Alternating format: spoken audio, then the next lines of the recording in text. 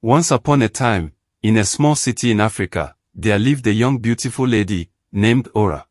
Ora is the only child in her family. She lived and works in the big city. She lost her dad when she was young and her mother has been on her neck to get married and settle down. So for that reason she hardly calls her mom on the phone because every time she does, her mother will always remind her that she is not getting younger. Even though she promised her mother she would get married soon, Ora was very choosy when it comes to men. She has rejected a lot of men because of their behavior. Her friends will call her the queen of men rejection whenever they joked with her. Ora, who works in an insurance company as a marketer, is tasked with closing deals and bringing new clients to the company.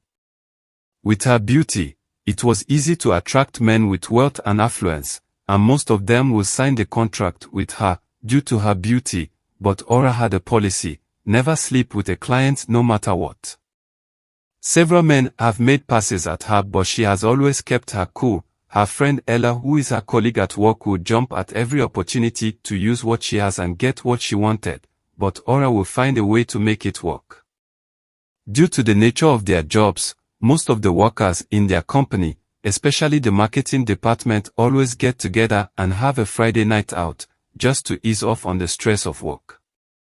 So Ora uses this opportunity to unwind and relax, as she lives alone and have nothing to do over the weekends.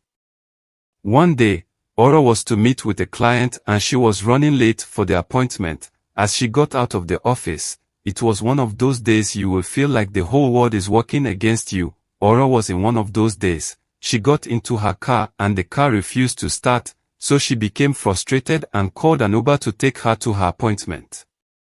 After a while, a black Mercedes-Benz arrived to pick her up. She got in and noticed the handsome guy who was the driver of the Uber. His name is Ben. Ben is dark and good looking, but he is an Uber driver. He tried to make small talk with her, but she was in a hurry and her mind was set on her appointment. The deal Ora was going for is one of the biggest deals she has ever gotten. If she lands that company and bring them on board her insurance company, she was sure of a bonus and maybe an increase in position and salary, as the case may be. So Ora's mind was set on her mission. Ben tried severally to make talks with Ora, but she was not having it, so he kept quiet. As she got to her company where she was having the meeting, the company name is Odile Logistics, she opened the door and ran out without paying. She just told the driver, "Please wait for me. You can keep the app running or you can switch it off, whichever way. I will pay you once I'm done with my meeting, so you can take me back to my office." Ben agreed and waited for her. After 30 minutes, Ora came out looking more confused than when she got into the building, but this time she sat at the front with Ben. She asked him to take her back to her office. On their way back, Ben asked her how her meeting went. She said it went well. But Ben noticed she was confused and asked, "You said it went well, but you look more confused now than when you went in." She smiled and said, "It comes with the job, but I will find a way." She told Ben what she does for a living and told him the importance of that deal to her and what the deal would do for her career. But the manager has placed a condition: unless he sleeps with her, she will not get the deal. It was the first time her client has come up so bold to tell her what he wants. Usually the men will comment on how attractive she is and ask for a dinner with her, or for them to get to know each other better. Ben told her, "Walk away. You are way better than this. Whatever that is yours will not pass you by, you will have it." She smiled and said, "Thank you." As they got to the company where she works, she paid for the ride and gave Ben extra tips. Ben thanked her and gave her his card and told her he can be her driver till her car is fixed, and she agreed. Few days passed and Ora took other cabs and never contacted Ben. One Friday, as they went out to have their usual hangout, Ora, whose mind was not settled due to the offer she received from her supposed client at Odile Logistics, had to drink so much just to get her mind off the deal. She couldn't tell her close friend Ella about it because she knew how Ella worked. She might go behind her back to take the deal because Ella does whatever it takes to get the client in the bag.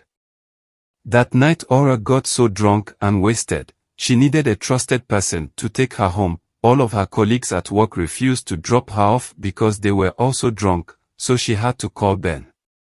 Ben, who was already in bed because he doesn't drive at night, had to get up and go pick Ora. By the time he got to where she was, Ora was half asleep. As she saw him, she just said, "I'm sorry you have to see me like this, please, this is my address, take me home," and passed out inside the car. Ben took her to the address, checked her bag for her keys and carried her into her bedroom and laid her quietly on the bed and left without being paid. The next day, Ora woke up and was confused. How did she get into her bed?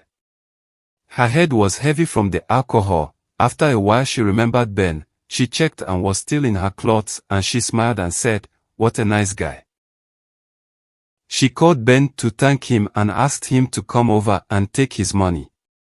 Later that day, Ella came to visit, and while they were talking, Ben came to collect his money after he left. Ella asked about Ben, and she told her that he drives her for the meantime, until her car gets fixed. Ella said, "No wonder the car is never getting fixed, you are busy with the Uber guy." Ora denies it. But Ella said, "He is a handsome guy, I must say. But he is just an Uber driver, no ways for me, it's either they come rich or they can't reach me, period." Ora tried to convince Ella nothing is happening between her and Ben. Ella laughed and said, "It is written all over you that you like him, but I'm surprised, with all the rich clients you have around you, some of them even asked to marry you, you are liking an Uber guy. I guess they say love is in the eyes of the beholder, so if this is what you want to behold, I can't stop you, my friend." A week passed and Ora's car was fixed, so she didn't need to call Ben anymore. Ben tried to invite her for a drink, but she refused.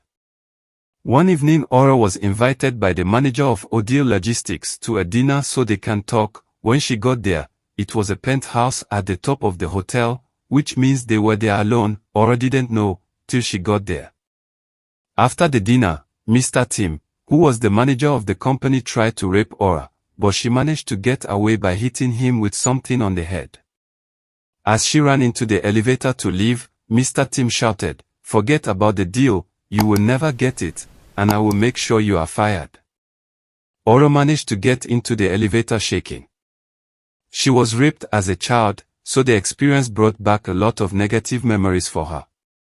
She was shaken up so badly, she entered her car and her hands couldn't stop shaking, so she couldn't drive. It is difficult being a single lady in the big cities without a man in your life that can come to your rescue when you need one.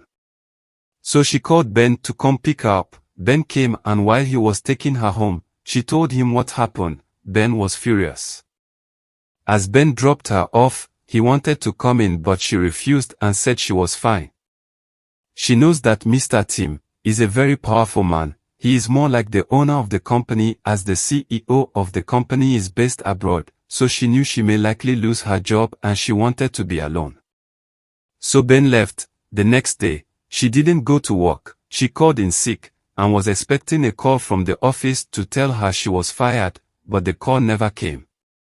The third day she went back to work, and as she walked into the building everybody was congratulating her for a job well done. Her boss Margaret told her, Odile Logistics have submitted the signed document to be managed by them for the next 10 years.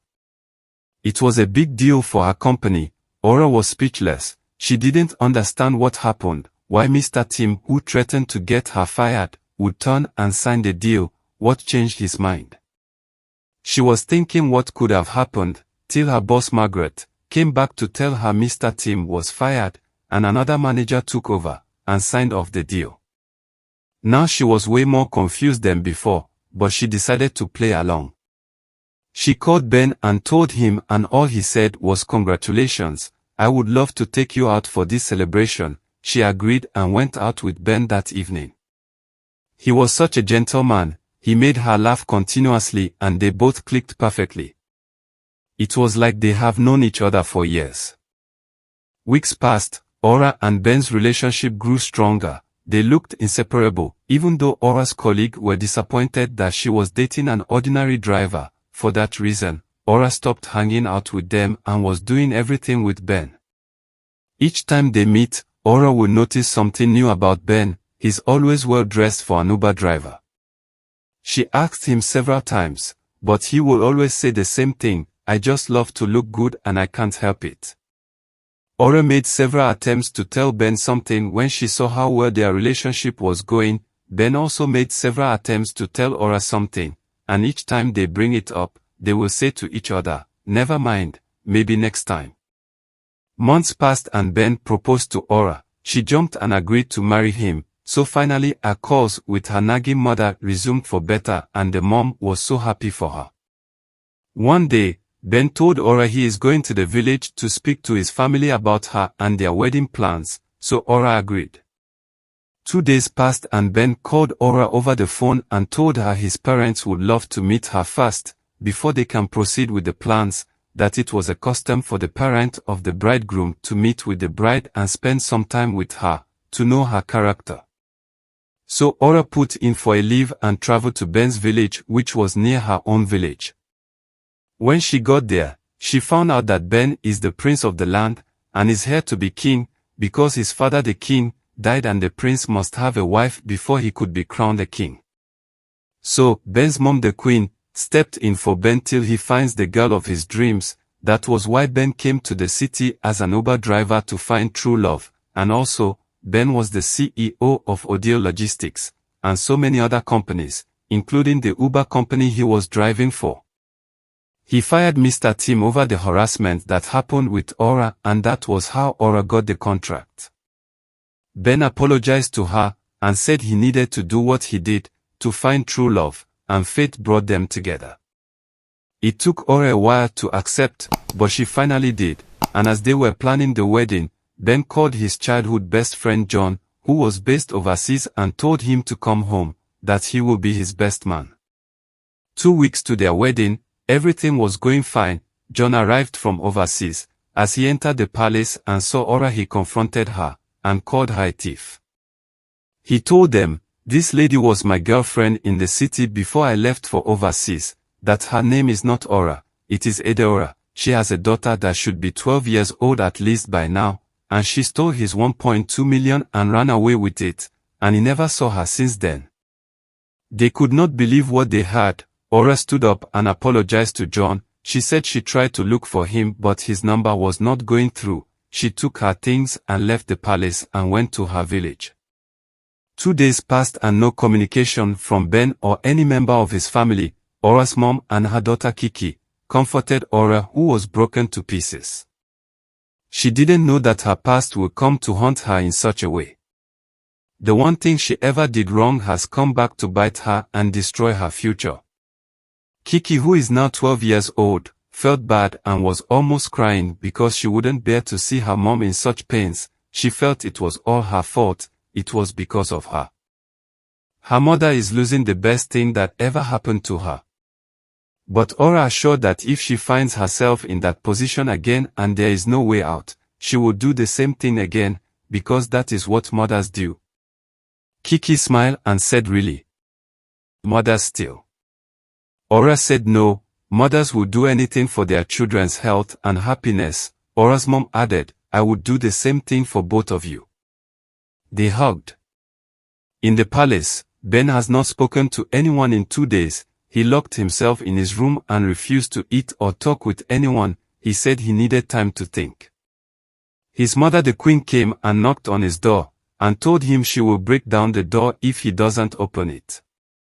Finally, he opened the door. The queen came and sat with him and told him, the girl he brought is a very decent girl, and she the queen has fallen in love with her. There must be something wrong, that they need to get to the bottom of it. Ben replied, she dated my best friend. The laws of our land states that a prince can only marry a virgin or a lady who has never had anything to do with any man in this kingdom, or else he will never rule as a king. As he was talking, John, who has been staying in the palace since the incidents, walked in. He said, but I never said I slept with her. I see how much you love her. She is truly a wonderful person, and she has rules that only her husband will have anything to do with her. Ben said yes, that was what she told me, but I know you, John. I know how you are with these girls. John said, I tried all my ways and she never gave in, so I got jealous and wanted to teach her a lesson, so I slept with her friends just to make her jealous, but I think she found out and disappeared. The queen cut in. Her friends. How many of them? 3 of them, John replied. You slept with 3 of her friends. John kept quiet for a while, he then continued, it was one of them that told me about her daughter. The queen asked, so about the money, did she really steal your money? John said yes, she did, and disappeared. Ben said money can be replaced, even though you had nothing to do with her. I can't marry a girl with a child, it's against our culture and the laws of our kingdom for a prince to marry and raise someone else's child in the palace. They were silent for a while. The queen said, we need to go and visit her, we need to find a way, and if it don't work, Ben, you will have to move on, and pick one of the ladies in this kingdom and get married. I cannot hold the throne for you any longer. Since your father, the king, died, the elders has been demanding that you do the right thing and take your place as king. You said they should give you 6 months to find the kind of girl you want to marry, and it's been 8 months already.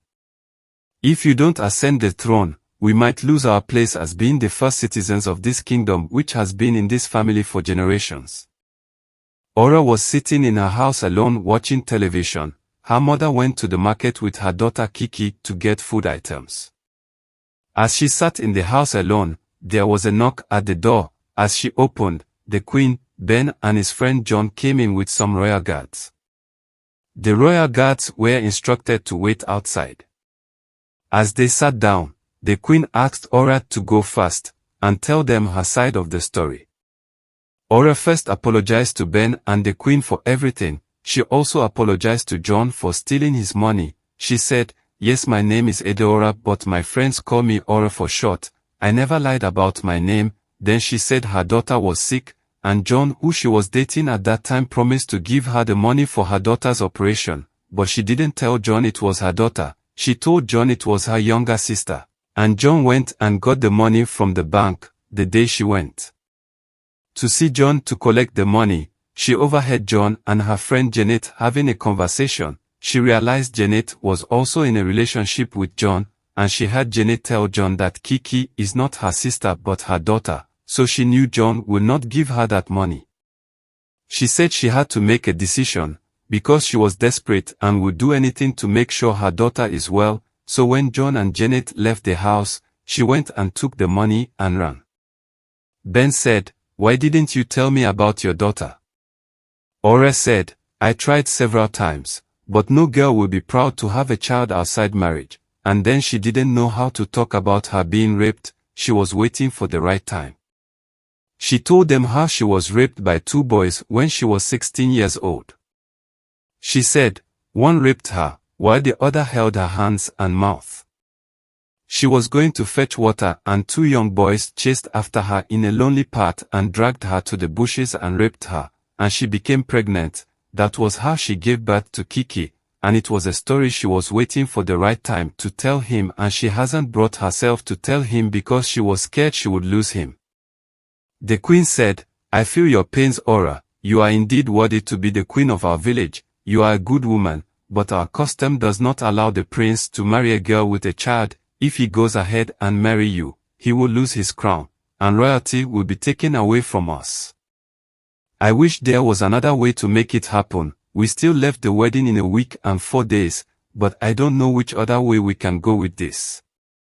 Tears dropped from Ora's eyes. She said, I understand. Ben said, Mom, can we not change these customs and outdated laws? I love Ora with everything I hold dearly. As they were speaking, the door opened. Ora's mother and her daughter Kiki walked in from the market. As they entered, they greeted. The queen looked at Kiki and said, is this your daughter? Ora said yes. The queen asked Kiki to come close to her. As Kiki went close to her, she looked at the necklace Kiki was wearing and said, where did you get this necklace? I made this for my son in his 14th birthday and he told me he lost it. Ora said this was the only thing she managed to grab from the boy that raped her many years ago, and she gave it to her daughter just to mark whenever her father comes. Ben stood up and shouted no. No.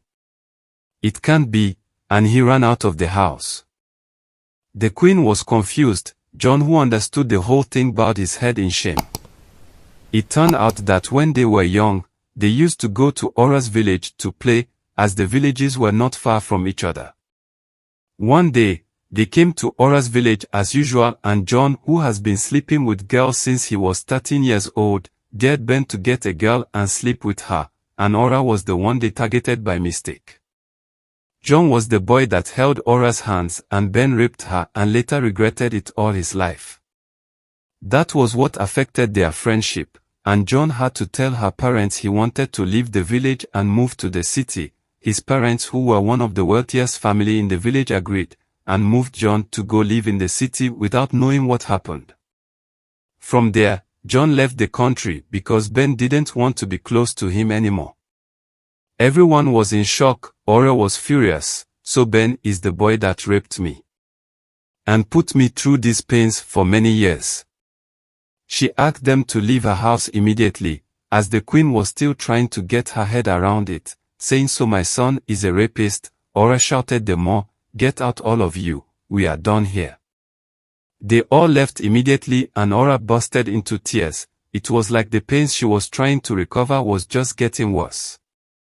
Days passed and Ben had been trying to reach Ora over the phone, but she was not taking his calls. He came to the house severally, but Ora would not let her in, or allow him to see Kiki. He met with Ora's mother and begged her to help talk to Ora, but Ora didn't want to hear any of it. One evening Ben came to Ora's house and waited in the car. Ora's mom asked Ora to go and buy something for her. It was a plan between Ben and Ora's mom so she could meet him outside. As Ora came out and saw Ben, she ran back inside.